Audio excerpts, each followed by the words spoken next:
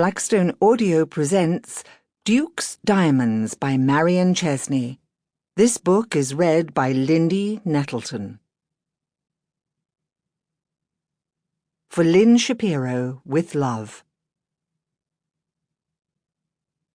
Chapter 1. The fact is, my dear Duke, we have a great deal to be thankful for, Miss Emily Winters said severely. And Duke, a great shaggy mongrel, stared up at her out of his rather close-set, mean-looking eyes and wagged his ridiculous plume of a tail. But sometimes, Emily went on, looking with large, sad eyes across the expanse of lawn to the mellow brick facade of Manley Court, it is very hard to remember. if Sir Peregrine dies, and it seems more than likely he will, and very soon too, then you and I, Duke, will be looking for a home.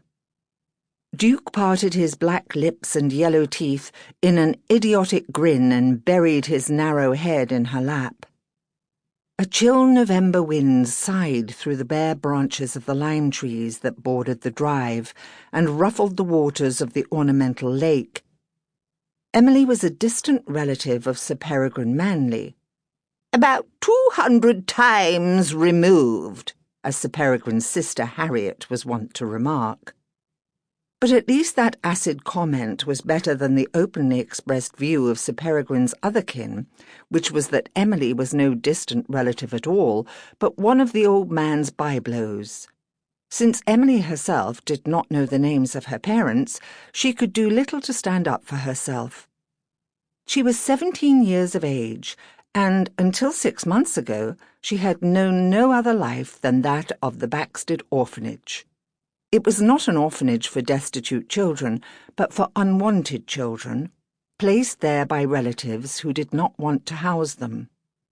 Her fees were paid through a lawyer's office in London, but the lawyers refused to disclose the secret of her birth, simply saying that a relative of the Manley family paid for her keep at the orphanage and had requested that his name be kept secret.